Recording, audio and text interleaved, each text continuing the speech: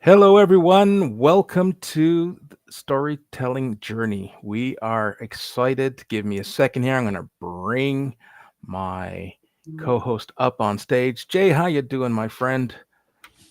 Man, doing pretty good. It's been a busy week. We're actually ramping up some things at the nature centers. Did you find someone to carve your piece of lumber, your tree? Yeah. You did? Yeah. Fantastic. Listen, we have an exciting show lined up for today. Amanda Mills is joining us from the other part of the world as we know as Australia. We were just talking before we went live, and she's drinking her green juice, and I totally forgot what time it was. And I said, "Oh, I do those in the morning." Well, as it so happens, it's morning in Australia, and she's joining us to talk a little bit about her book and a little bit about herself. She is an author and agency owner, PR agency owner, and I am happy to bring on stage our very own friend Amanda Mills. Let's all put our hands together. I'm going to cue up some. Here's a group cheer.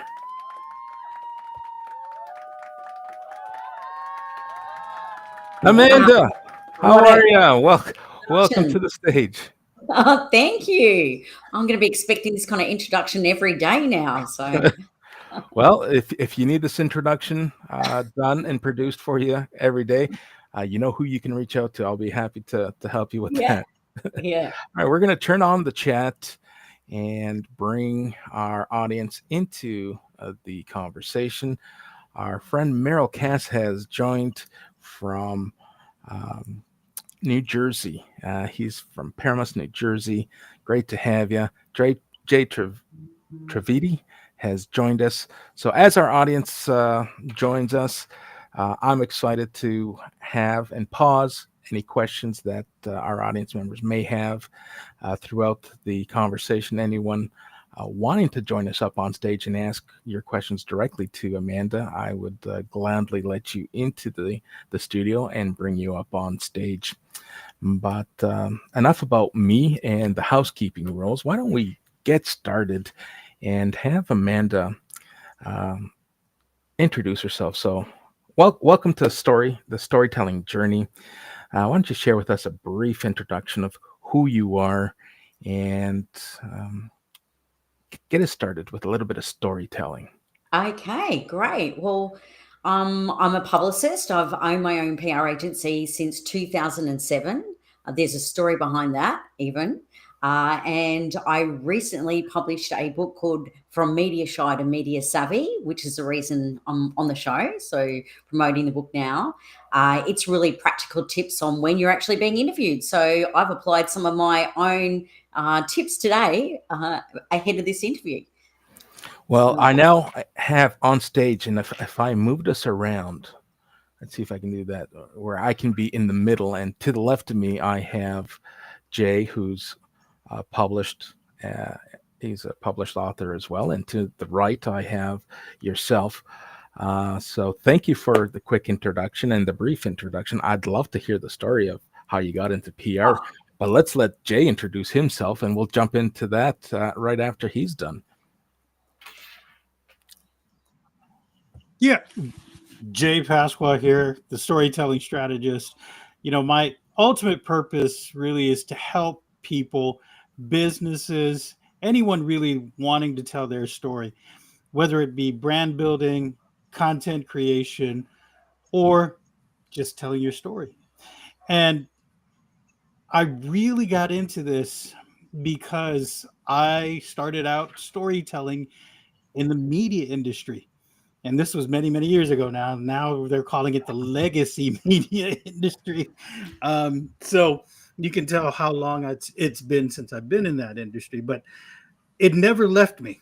And so, in all that time and in the call center business and in the customer service business, I still long to be back telling stories. And all along the way, I helped business people tell their story, and I helped my teams really get in touch with the customers in such a way, building rapport, using storytelling to do that. And so, all of those experiences put together, I'm really in it right now to help others tell their story. And I wrote a book in December and published it. Well, over the course of a few years and published it in December. And so it's the rules of engagement in storytelling. And so storytelling to me is integral to what we are doing daily. You know, when we communicate, there's always going to be a story behind it. And so that's what I'm doing right now. That's my purpose. And that's why I'm here with Well, Amerigo. it's always a pleasure to have you. You and I have many similarities in terms of where we spent parts of our journey. I wasn't in journalism. In fact, I hated writing and hated that during my academic years. But what I did and continue to love is my passion for customer centric solutions. So I've brought together two passions. I've brought together the the passion for customer experience as well as personal branding and combining the two passions to help businesses, professionals, and job seekers to be seen, heard, and remembered. And that is what I've adopted and adapted and now help others create a journey and that is seamless, that is memorable for their audience, whoever their audience might be, whether it's a customer or whether it's an employer. And I too have grown to appreciate the value and the importance of storytelling because no one's going to share our own narratives and no one's going to know what our stories is about unless we manifest it. No one's going to manifest it for you and no one's going to embrace it unless you make it public. And there was a tremendous reluctance, and I'm sure many of us shared the similar reluctance. What if my story doesn't resonate with someone? What if what I have to say brings no value? Rest assured, it will bring value to someone. It may not bring value to those that you look up to because they're further ahead in your life's journey and your professional journey.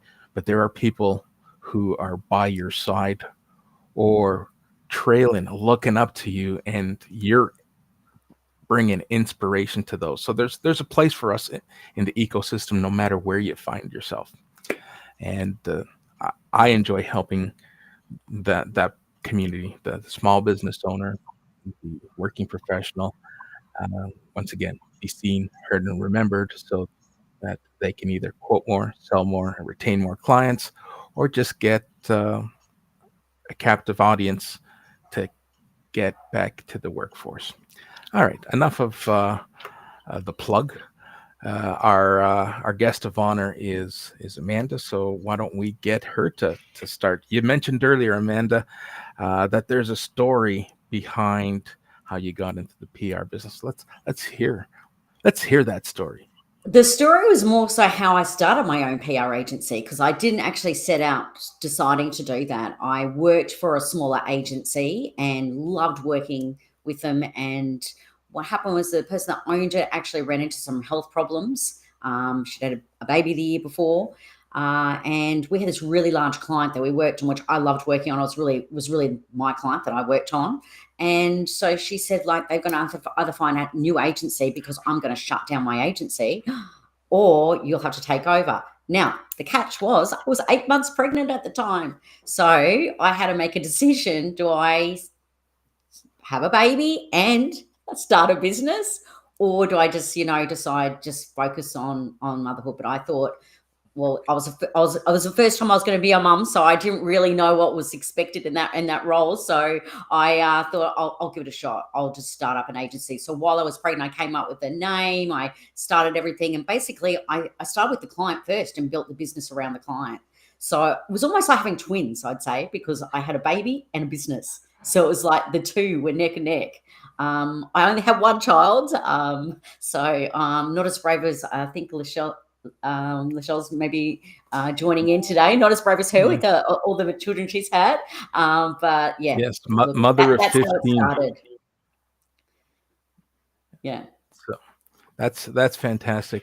You know, it just goes to show how often we pause and we're at a crossroads. Should I? Shouldn't I?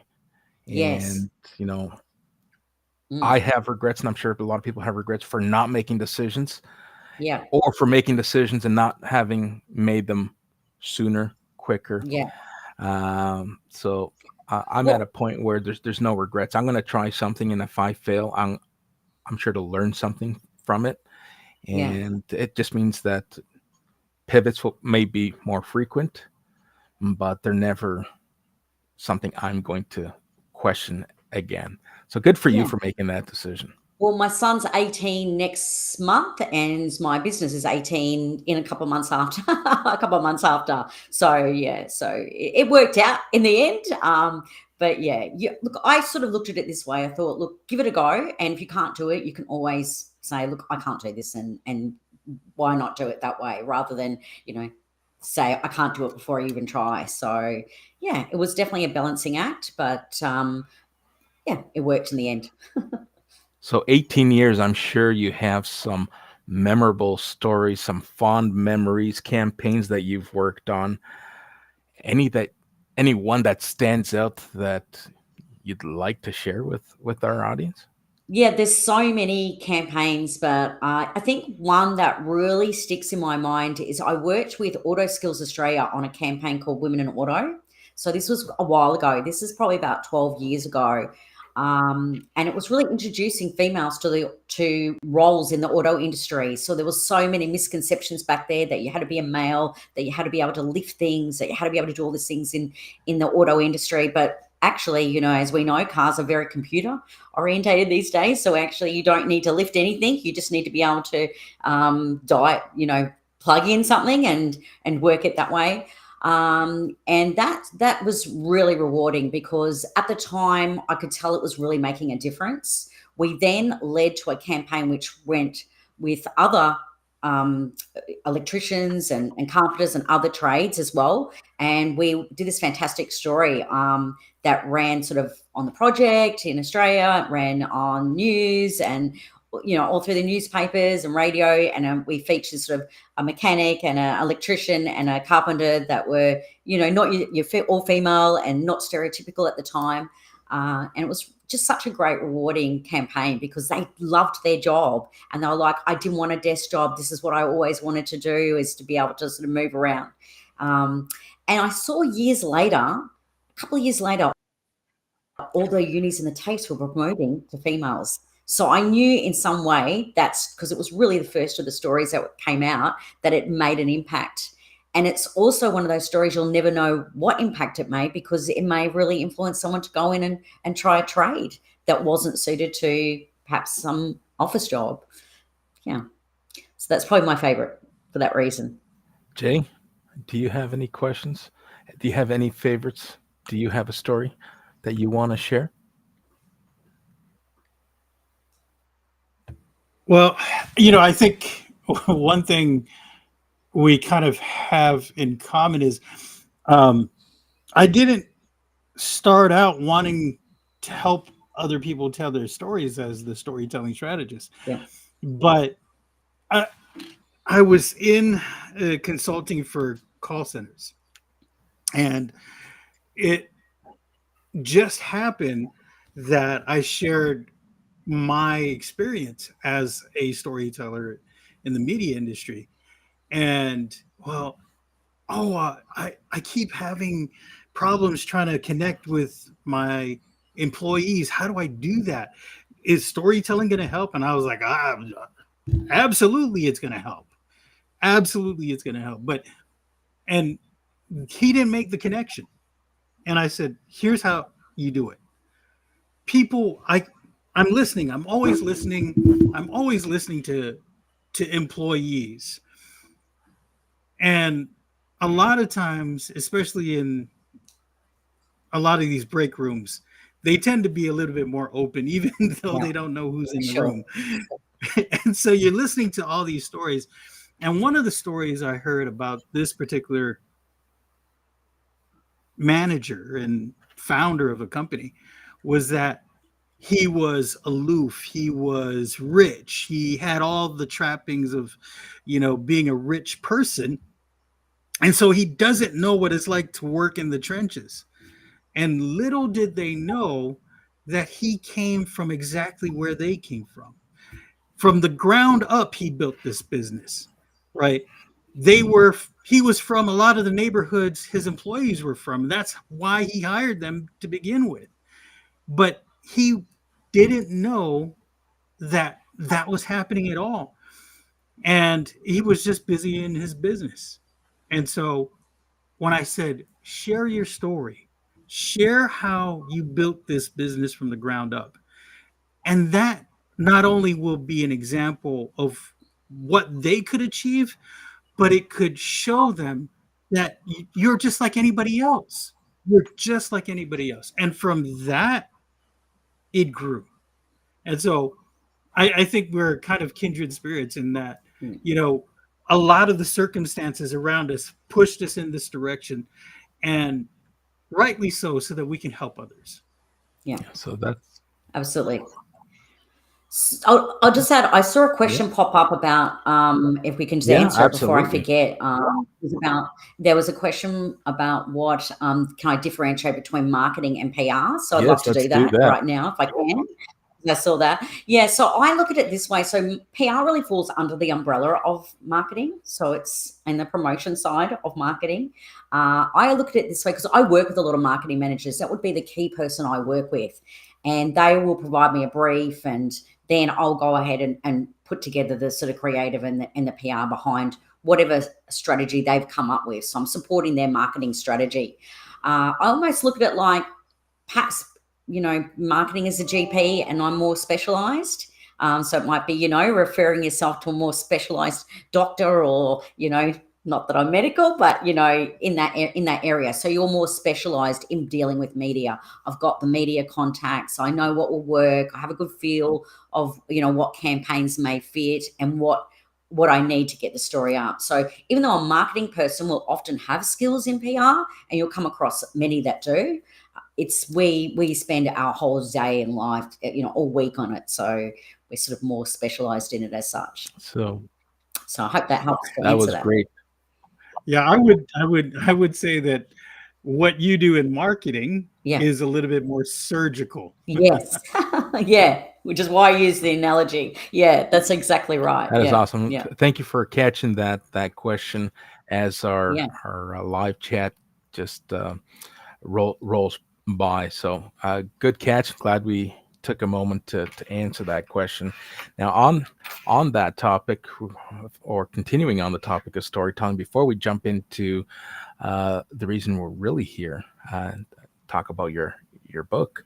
Let's talk a little bit about storytelling, and in your thoughts, your opinions.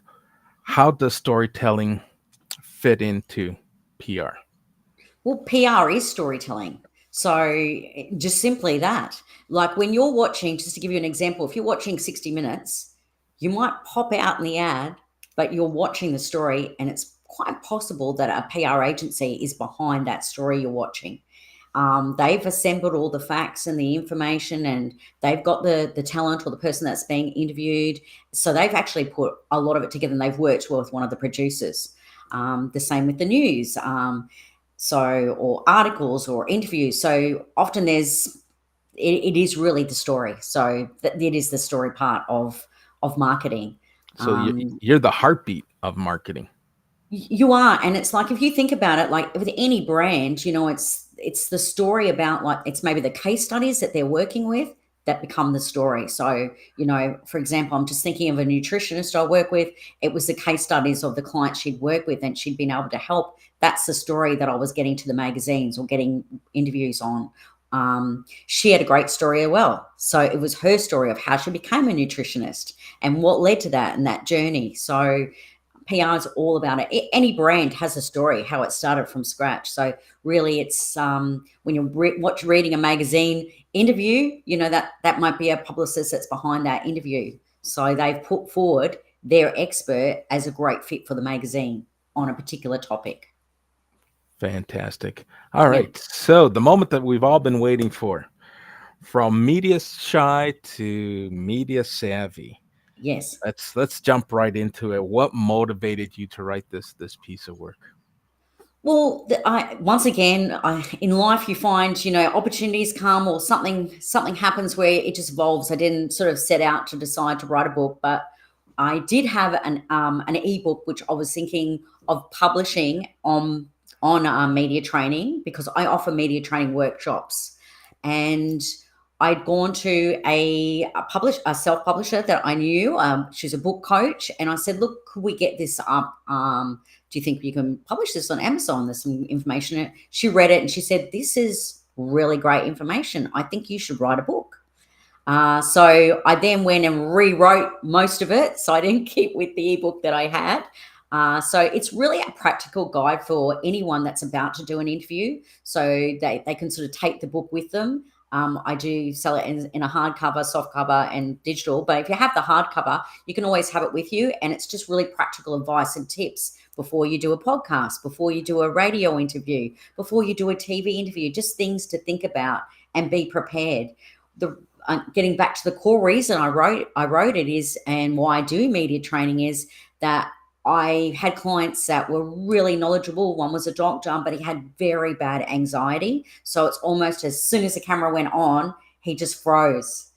He was fine if we did like a pre-record because I could coax him through it. And he really knew his stuff, but it was just an anxiety issue he had. So it has practical tips on if you are dealing with anxiety before interviews.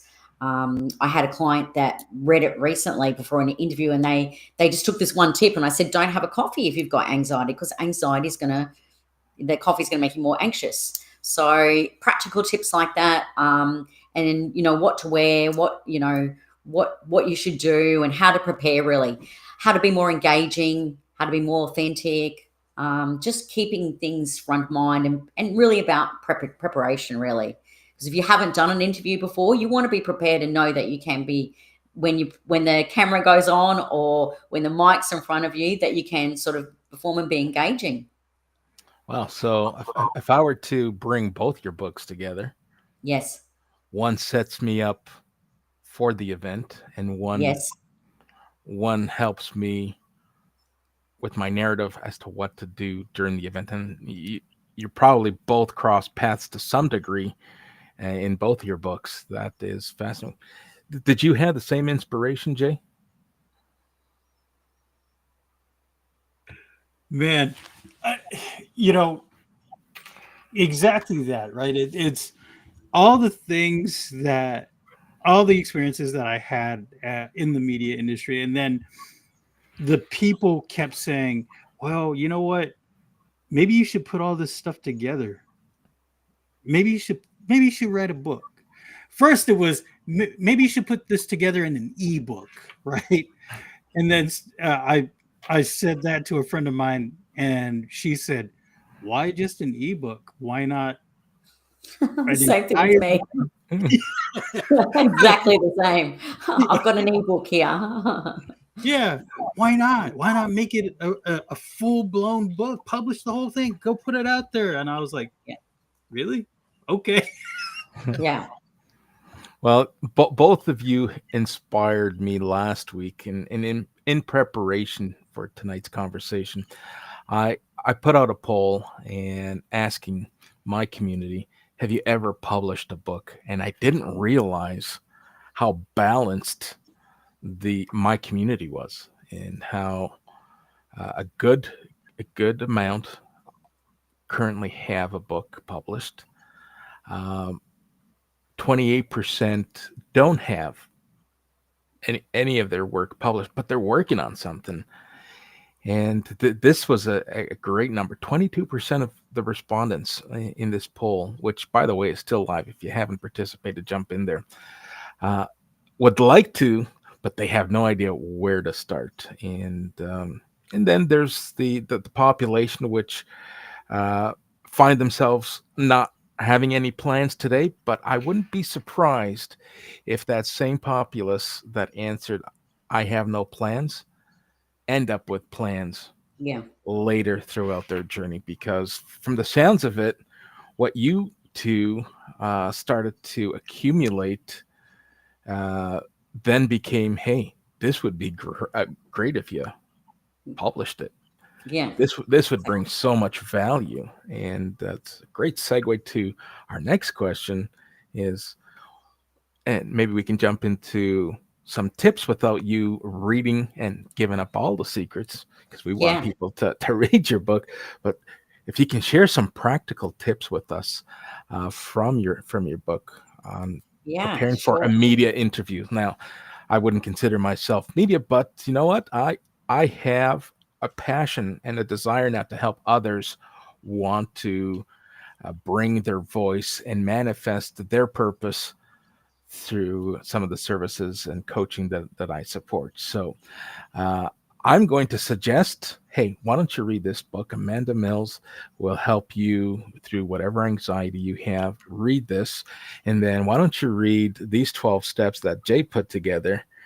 And once you've gone through that, we can put together a framework to pique the curiosity, create awareness around your product and your service. So the three of us might be onto something here, and a great Yeah. collaboration. So It I'm is. just thinking out loud here.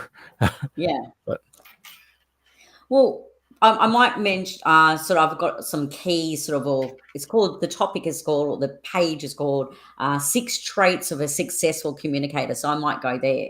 So authenticity, and I think authenticity is going to become more and more important in with all of our brands. So it's like you're really telling an authentic story about who you are and where you're coming from, and whatever you're conveying is true and absolutely the truth. And I think authenticity is often overlooked, even with big brands, in the sense that are they really aligned with, say, this charity? Are they really aligned with something? So I think authenticity is really important, and it shines through when you're telling it, when you're actually authentically speaking and telling a story.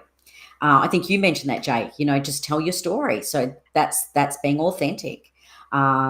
Confidence as well. So I think the best way around confidence is really just is being prepared, and also being and making sure that you've rehearsed, or usually your subject matter, but getting the questions, for example. So one of the things I did in the lead up to this interview, for example, was I asked for the questions.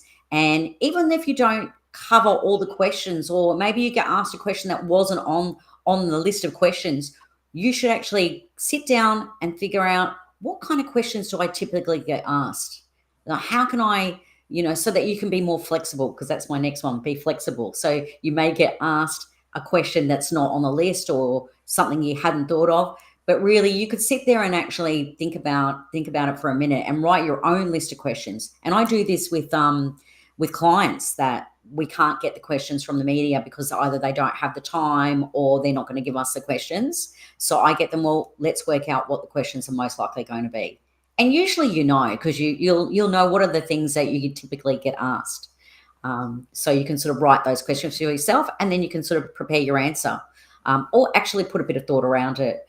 Understanding your audience, that's really important as well. So making sure you're actually presenting information that's relevant to your audience as well. Being concise, so not waffling too much, especially if you're dealing with media where they're going to edit it. So if it was a pre-record on TV, or it's a pre-record on radio, or it's a pre-record somewhere, they are going to cut you down, and people can get annoyed by that. I had this, even if you're dealing with a journalist, if you've given a really long-winded sentence or explanation, they will cut you down to one sentence. and this frequently happens. So if you can learn to be more concise with your language, then that's going to be a big advantage, and be engaging. So make sure that you're engaging, and we're not sort of boring everyone to tears with our story, with our interview. Hey, Yeah, listen, boring someone to tears, we might always have that gut feeling. It's like, oh my goodness, is anyone listening? Is anyone paying yeah, attention? But if we go back to your first step, authenticity. And mm, Jay, if you go back to your days of journalism, if you're not authentic, there is no better profession than to keep you accountable for your authenticity than the mm, journalists. They yeah, go digging they and do. they know the answer to the questions they're going to ask you. And if you're not authentic, they will call you out on it, right? Mm, And customers are no different. They will do their research, their product research, their organization research, even research on account executives that they might be working on. And if they feel that you're blowing sunshine up their rear side, they will call you out on it. mm, And Jay's raising a brow, like I'm yeah. sure he's called a few people out. Man, I've spoken to politicians, so and asked a lot of questions. And politicians, by their very nature, they try to be, you know, um, very standoffish and a bunch of things, and that's okay. But when it comes to an issue that really impacts the community, you need to dig a little deeper. And so, yeah, you can see it, you can hear it, you can feel it, and you want to be able to get more from them. And so you dig, you pry, you push a little, and sometimes it can be a little aggravating on the person you're interviewing. But the point is, and it's something that Amanda was talking about, is that authenticity, right? And you want them to be as authentic as possible so that the people, the audience benefits, gets value from the story that they're telling. And now I'm in a role where I'm trying to help people tell their story.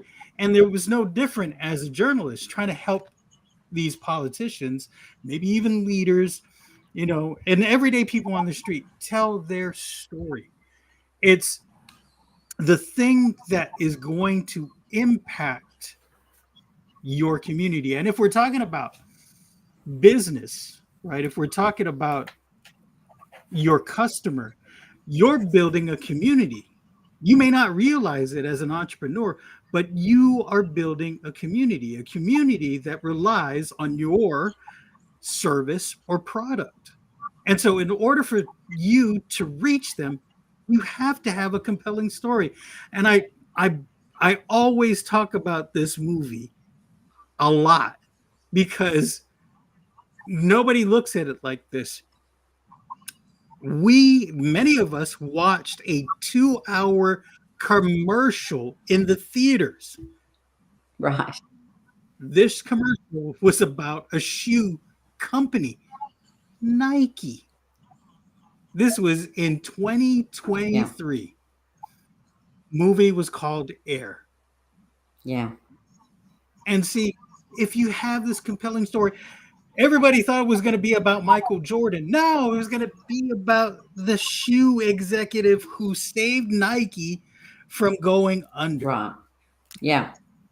Yeah. This is very And so true. that's brilliant. Yeah. The same thing with documentaries, the same thing with series that we watch on Netflix, exactly the same.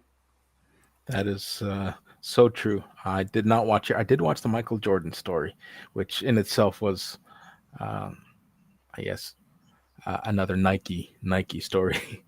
Um, now, I'm fascinated by what what's being shared today, and I get fascinated very easily because I see this as opportunities for continuous learning, and it's it's a lot more entertaining to hear and learn from people than to go to Netflix Mm, and watch something. I now find myself uh, joining lives, attending live events in the evening, opposed to streaming on the telly.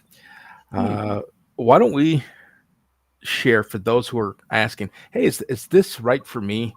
Um, I'm a transitioning working professional. I want to get into business for myself, but probably, you know, ne- I might not be at any point ready to step up my media game. Who would you recommend your book be best suited for? Because I think I know the answer. Look, I think anyone, if you're even doing an interview on a podcast, if you're doing an interview anywhere, which many of us are called onto interviews nowadays. It's not like before where it was just a selected few. Often you can be called on to give a comment or interview at any moment. So really, it's for anyone that thinks that they may be an expert on a topic and they could be called on to be an interviewee. So yeah, that's who Yeah. I would. It's ideally suited to. Yeah. So that is exactly who I was thinking. Yeah. This is ideal for everyone. Even, you know, social media strategy, everyone is leaning into video, everyone is leaning into Yes. podcasting. Hey, podcasting is an actual thing because you don't have to worry about producing, putting the show together, promoting the show. You just have to show up Mm. and join the conversation. And people might prefer to guest speak, or perhaps they want to be keynotes. I would imagine there's tips in here that would help Yeah. a keynote speaker without the camera, right? Yeah, for sure. And look, I think it can't hurt you in any way to sort of learn that subject matter. What I find is that some talent that I'll work with or some clients I'll work with are just so naturally media savvy. They're very good at interviews and they've done a fair few interviews, and they get asked on again. So those that are getting, oh, can we have them back on the show again? They're really hitting the mark. So you need to get good at that if you want to be So, asked back on the show. And the ones that maybe transition into roles where they're suddenly they've got a column or they're a guest, a regular guest. It's because they've really developed that art of being able to be a great interview and engage and talk to the audience. hey, here's something I learned, and I think I shared this with Jay a few episodes ago. I used to refer to myself, and today I still mention the word. I was a keyboard warrior, and I never thought of myself as a creator, content creator, but I did see myself wanting to bring my thoughts, my ideas to the keyboard, and I would share my content, and it was, between you, me, and everyone listening, it was garbage, right? But we all start Yeah. somewhere, Mm. and you learn and you carve out and you edit. All right, this isn't resonating, and so forth.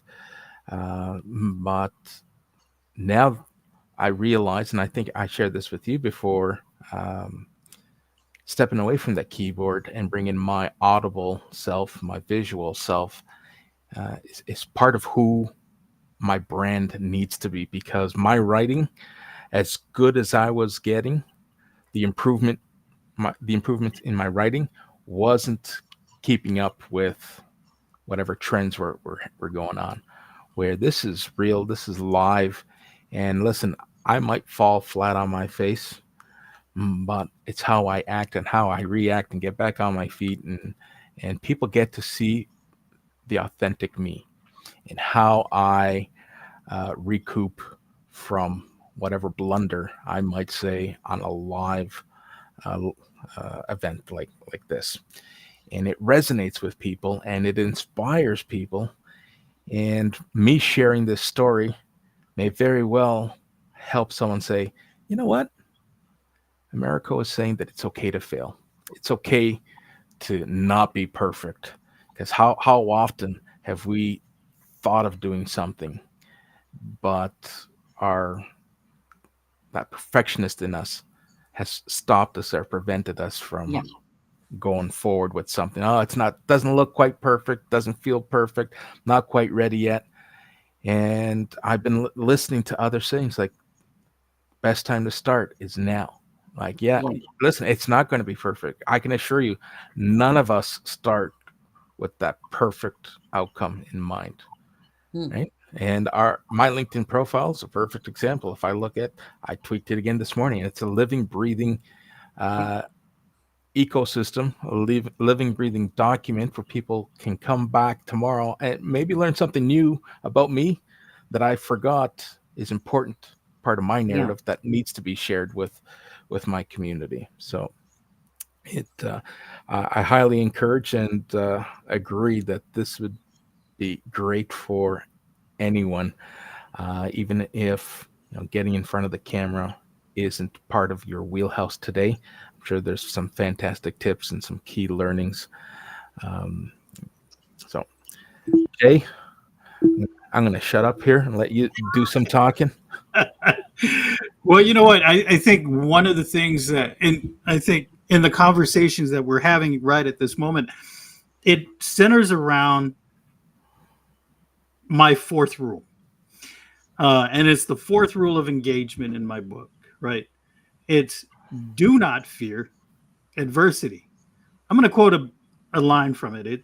It's this: sharing adversity fosters empathy and adds depth. It allows you and the audience to bond. And bonding occurs over struggles and collectively overcoming obstacles.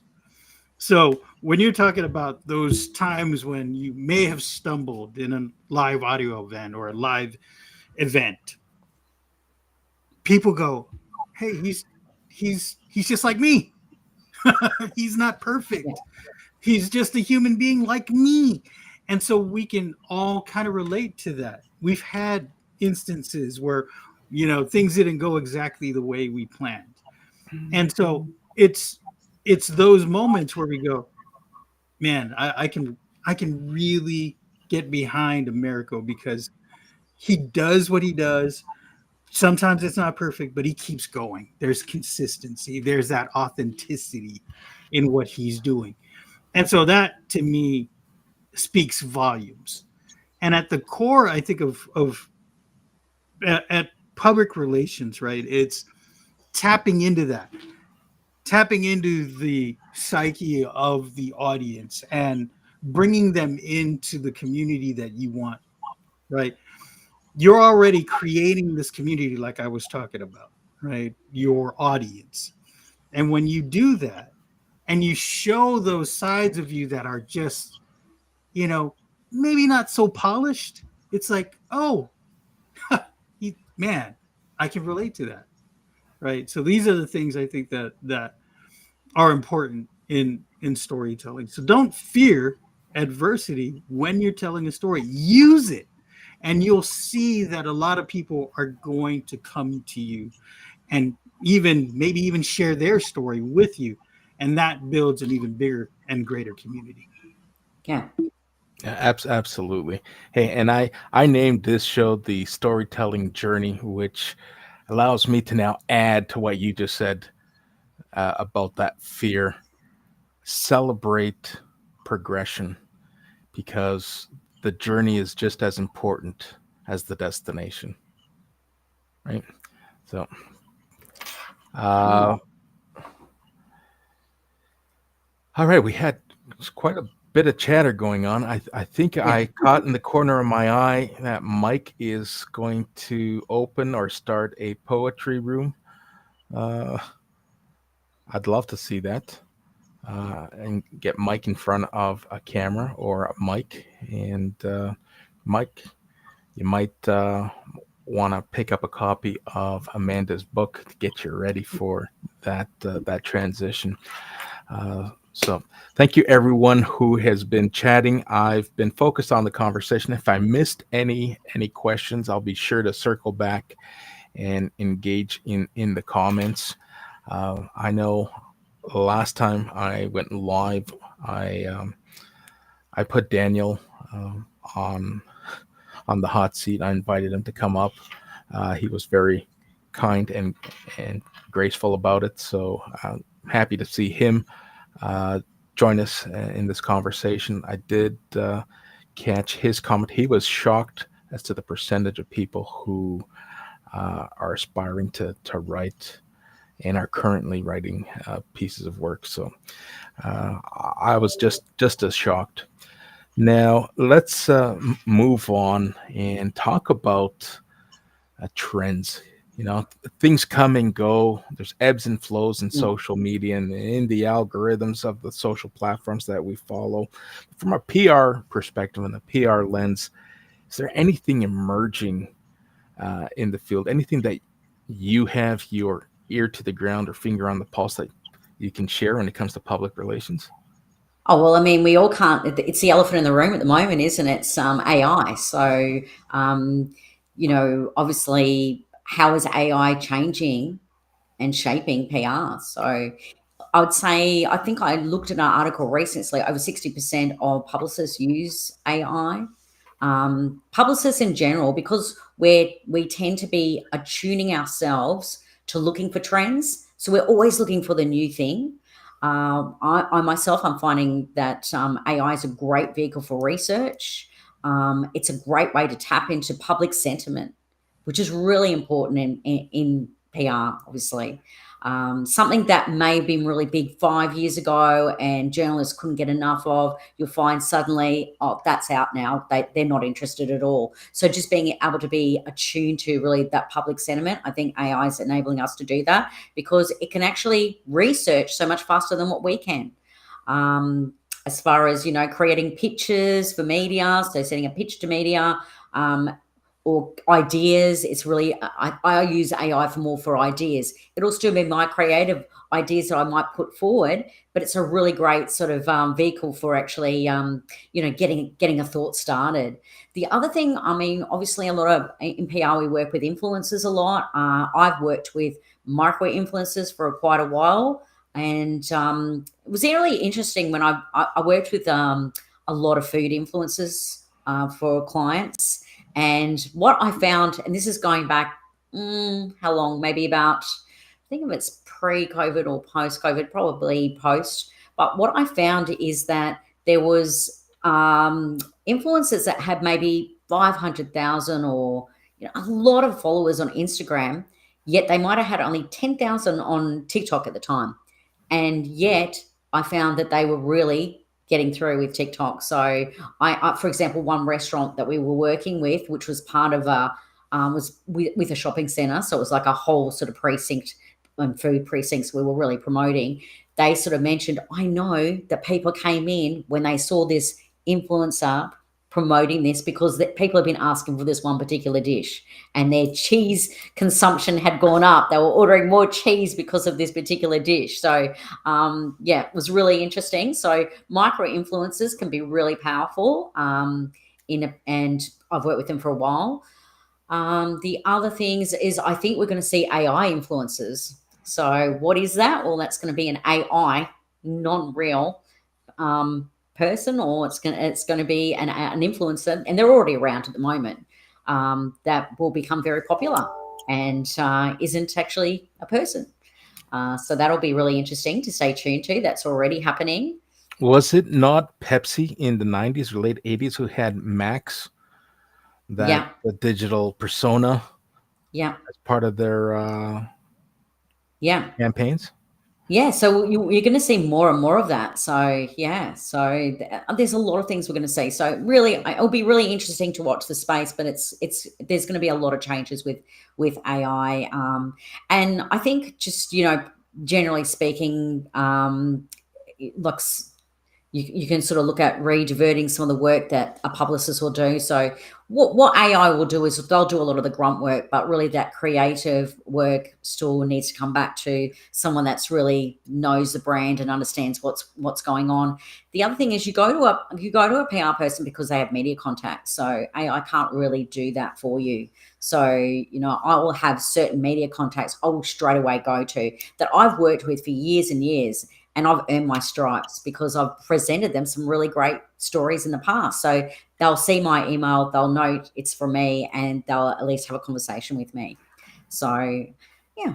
So, yeah, you touched on, and I have a question for Jay, but you touched on micro influencer. I'm probably a microscopic influencer. and nobody really can see me. I'm light years away.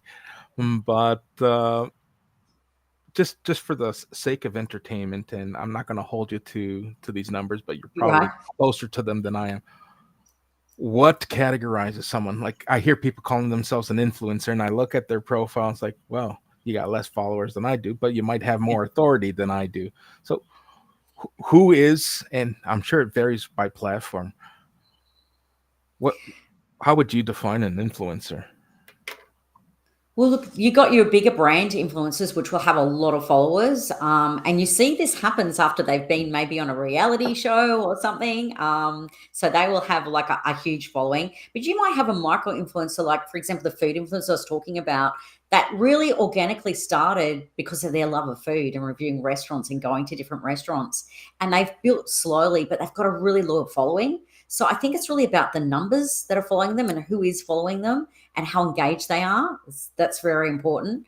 Um, yeah, so I do really find on TikTok, and I've analyzed this for a while because I think there's a lot of content producers on Instagram and on YouTube, whereas TikTok, people were like, is it going to get cut? Is it going to be around? What's going to happen with TikTok? So people watch it, but they didn't necessarily commit to actually having their own channel.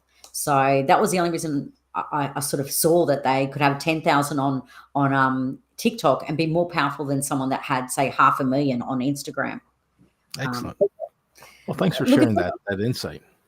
Yeah, and look, even with yourself, it's like you're actually got an audience and you've got an engaged audience, and it's so that people will still be able to drive sort of perhaps business by being interviewed or book sales from being interviewed or whatever it be. So it really is about the quality as well that you've got on there. Fantastic. And Mm, speaking of quality, we're for quality thoughts. You, I lean into Jay. Opposed to my thoughts. Jay, what are your thoughts and position? Is AI the demise of storytelling, or is it going to hinder storytelling to some degree? Or those who lean into AI might be forgotten quicker because people still want authenticity and people still want storytelling to be organic. Well, I hate to break it to you, Virko. I'm an avatar right now. This is not really Jay. I'm AI. Um, we're laughing, but I'm going to tell you right now. Zoom just put something out. yeah, Zoom Workplace just put something out that says your own mm, avatar, a picture of you, will now be animated, and if you record yeah, your voice, it can now act on your behalf and put out yeah, content. So it's true. It's going to happen. But so it was the entire reason I put out the book, The Rules of Engagement and Storytelling. Now, more than ever, we talked about authenticity multiple times. We talked about adversity, right? AI can mimic and push algorithms to talk about adversity, but it's going to yeah, come from a mm, human being, and another human being is going to recognize it. And that's what's important. Understanding that the audience, they're going to feel it, right? Now, is AI going to go away?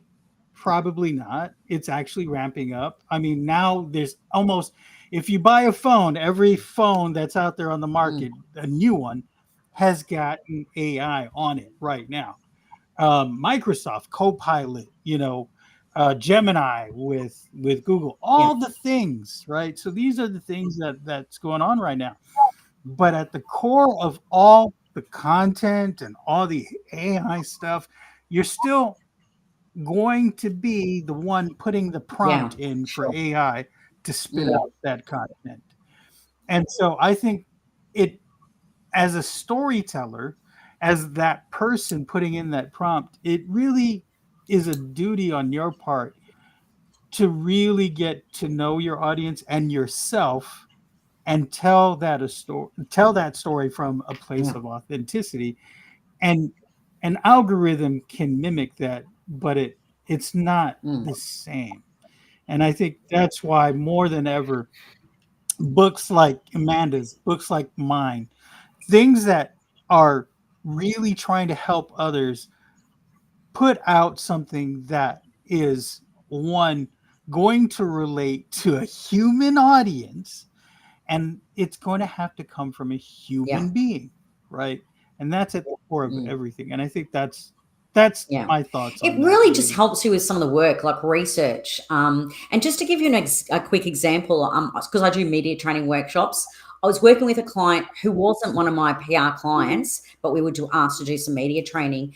And I needed 25 questions that I could fire at the five people that were going to be, so they're going to have 5 questions each, and they only gave me 8. Now, I didn't have a lot of knowledge on the topic because I hadn't been working on their material.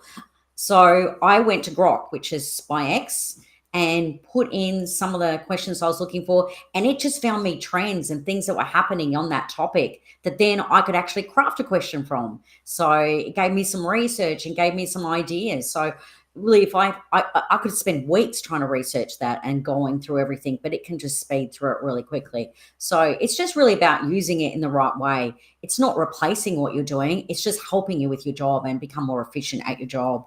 um, so that's how I look at it. Yeah. Yeah, I'm looking at the comments, and one of the things there, here's the question: can someone who writes with AI call himself or herself a writer? Well, if the entire Yeah. piece of content is as a result of the AI's work and not you, I Probably not. it has to, yeah, it's not. I think where it's important to kind of draw the line. I can maybe get some Idea. ideas about the chapters I'm going to write, right? Maybe I need some research about what PR looks Yeah. like in Australia That's right. versus what it looks like here in the US. I'm not going to know that offhand. Yeah. I'm going to have to look that up. That's That's where exactly right. AI I comes agree. in. Yeah. It's a, Yeah. it's a tool. The other thing is, I have Mm. editors. I may be an author, but I have people editing my work. They're part of my wheelhouse. They're part of my toolbox, right? And so I'm going to pull on them to help make my work better. Better doesn't mean somebody Yeah. else is going to write it for me. The editor doesn't write my chapters for me. They help make it better. And that to me Yeah. is the difference. I Yeah. agree. So Mike's asking how detailed was the prompt. So I'm sure if you articulate a prompt with so much detail, you will get a fantastic piece of work, regardless of what you're looking for. If it's a Yeah. graphic, if it's a story, if it's a um, anything, if the prompt Yeah. is accurately written. Now, I look at it as, man, if I go through all that trouble to write and articulate a refined prompt, then I might as well write it. And that's how I lean into AI. I will write Yeah. something like I mentioned earlier. My content a year and 2 years ago, I wouldn't look at today. But that's where I was 2 years ago. And as I've improved, I will write something and I will run it through AI. Hey, does this read cohesively? Can you Yeah. help me polish what I'm trying to articulate here? And it'll give me some suggestions. It's still Mm. my work, Yeah. and it provides some suggestions to which I would very likely and quite often add to it because it'll probably prompt a different idea or something else that I wanted Yeah. to add to it. But yes, if we're using it as a tool, then there's really nothing to suggest that we can't still be writers. But to Jay's point, if you're entering your prompt and then copying and pasting that prompt and calling it your own, you're fooling nobody because someone Yeah. will know. Right. I think go ahead, So Jay. to finish off the thought, let me just put something out there. In the realm of academia, right? What's being talked about in this very moment is if because they're using AI Yes. detection Yeah. tools now in a Mm. lot of the universities and colleges, and they're saying if the work is more than Mm. 20%, so if somebody submits a paper to you, right, and that paper is 80% AI generated, Yeah. uh, then that's wrong, right? Anything above 20% is really kind of like, oh man, this is not Mm. you, this Yeah. is AI. So there's going to be some thresholds when it comes to the realm of academia, but you as the author, you as the writer, that wasn't you. That was AI generated. And but at the end of the day, do you want somebody to relate to AI, or do you want them to Yeah. relate to you? That's the question. So go ahead, No, Amanda. I'm I sorry, just I didn't was mean to cut you noticing in the chats that Michael was talking about Michael LeBlanc, as he's put some really great sort of points up there about using it for a framework, using it as a research assistant. So, thank you for those comments because that's exactly how you should use it. In PR, we're looking at a lot of research. So it just really enables us to go through that research a lot quicker. And it does give you a good framework. And it's almost a brainstorming buddy. You have those, especially if you're working on your own, if someone's starting a business, which many of the people following you are, like it gives you something or someone to brainstorm with. So it's an assistant for sure. Oh, but he makes a good point. Mm. Ghostwriters, True. Yes. but but the ghostwriter usually in the Yes, past has that's been a right. human being. So Yes, I just that's true. But yeah, like a lot of personalities or celebrities use ghostwriters, and that's been, but that would be more for crafting the story. So yeah. Excellent. We got some good right. chatter going on in the live chat. I know we're at the top of the hour, but Mm. I have a couple more questions. Are we still good for time? Sure, go. All right. Yeah. Jay, we good? Are you good? All right. Big thumbs Good to up. go. So your PR agency, if I recollect, you said 18 years ago you got Yes. into the PR business.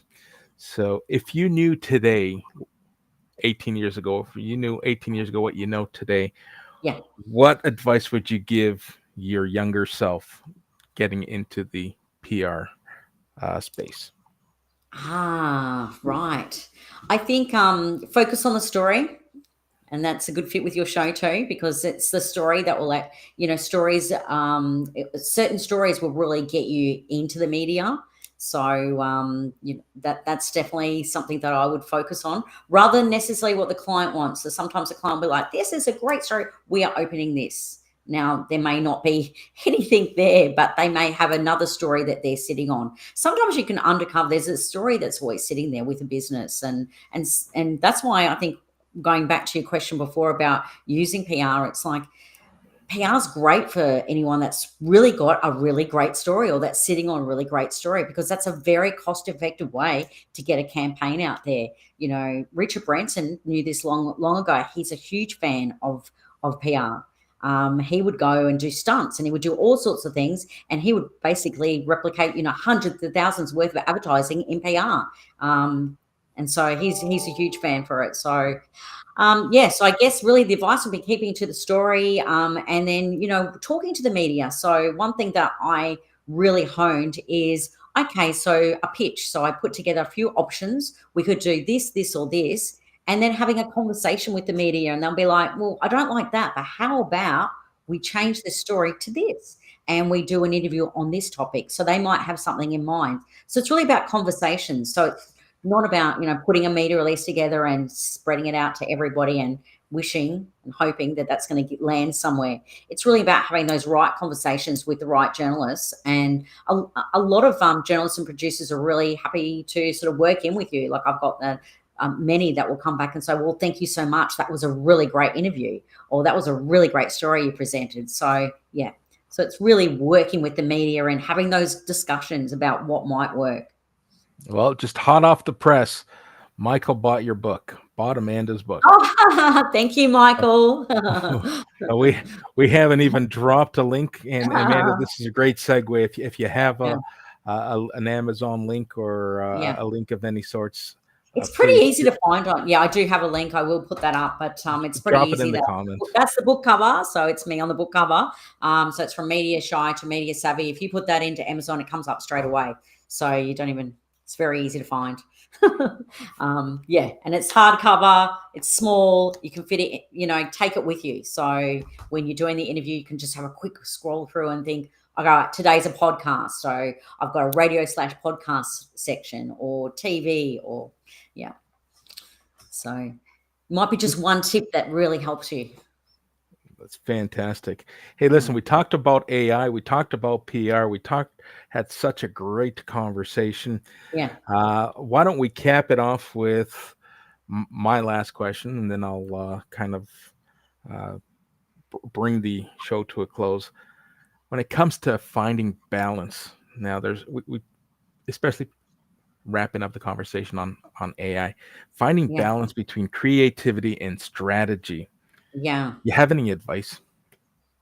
Yeah, I think really it's about looking at what results you can actually deliver. And one thing I've always held on to is like, can I get what's kind of results does the client want? And can I deliver those results? So you can have a really wonderful creative campaign, but it delivers no results, like it's not landing. So it's really about, having a strategy, but really, really digging deep and sort of seeing how that matches with the results, and where public sentiment is, what the media are looking for. So you've got to consider all those things. So it's really a balancing act, and it's not always about creativity. It's about really, I try to focus on what results are doable, what we really can achieve here, and being realistic about that. Yeah. So once again, conversations with the media can help that.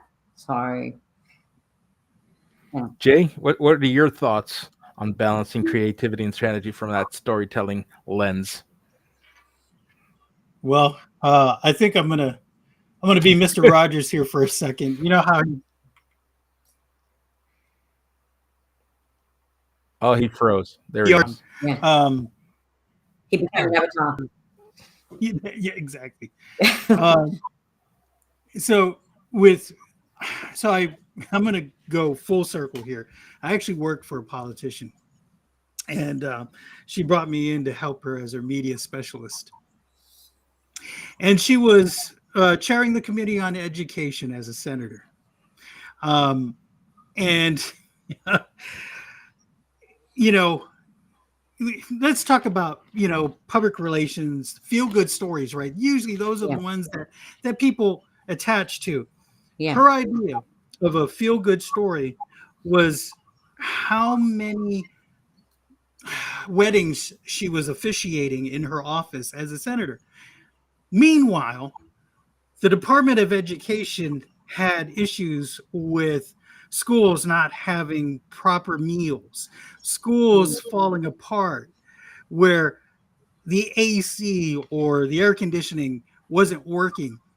And the media kept calling constantly. What are your thoughts on this? How can we help these school children?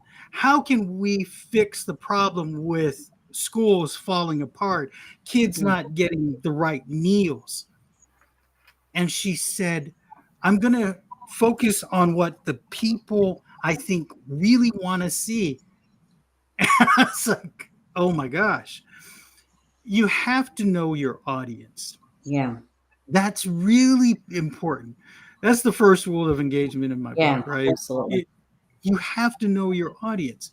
Yes, public relations is about those feel-good stories, but what stories are going to make the impact that your audience is looking for? And And so I think you're right, right? How do you know which is which? Well, you have to be mindful. You have to really look. So we were talking about AI. Do the research with AI. See Yeah. what comes up, right? But also have a pulse on the community. Figure Mm. out what's happening, right? Talk to the people. I encourage the senator to sit in a classroom where kids are sweating in sweltering heat, and she outright refused. Mm. And so, how do you deal with that? You actually have to meet head on, going back to don't fear Mm. adversity, right? And I think the first thing when you think about business, right? Business is about solving a problem. And if you solve that problem, that's your business. And so PR to me, in all my years of experience in storytelling and in business, is tackling that problem and sharing that story with others. And they will come to you as a result of Yeah. you sharing that story. I think that's really Yeah. what it boils down to. That is beautiful. And listen, I want to take that moment or this moment to thank our audience for participating, engaging, and sticking through.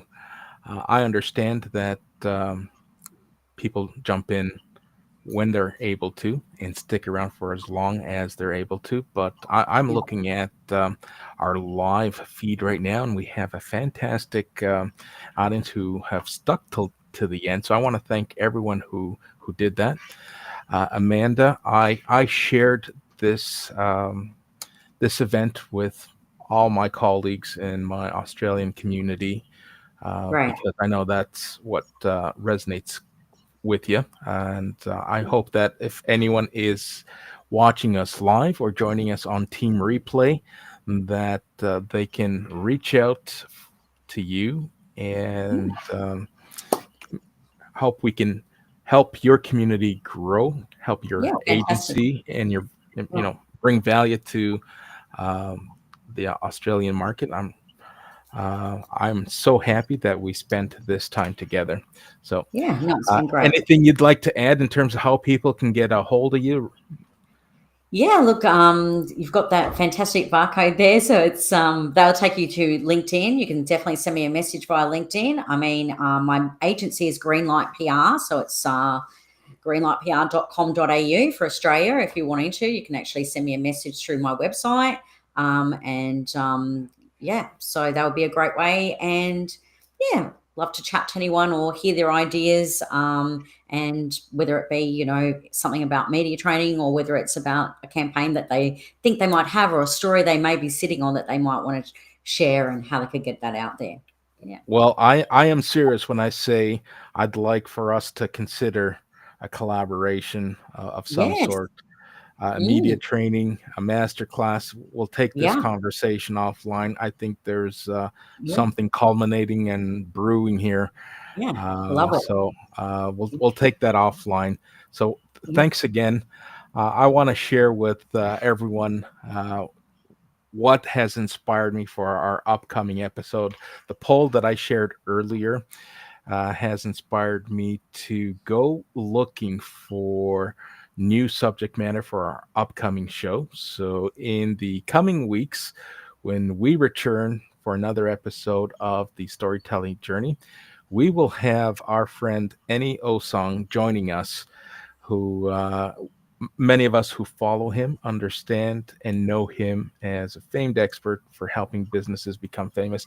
He is a publicist. He is out in the UK and has helped many people who are putting their pieces of work together. He helps manifest those publications.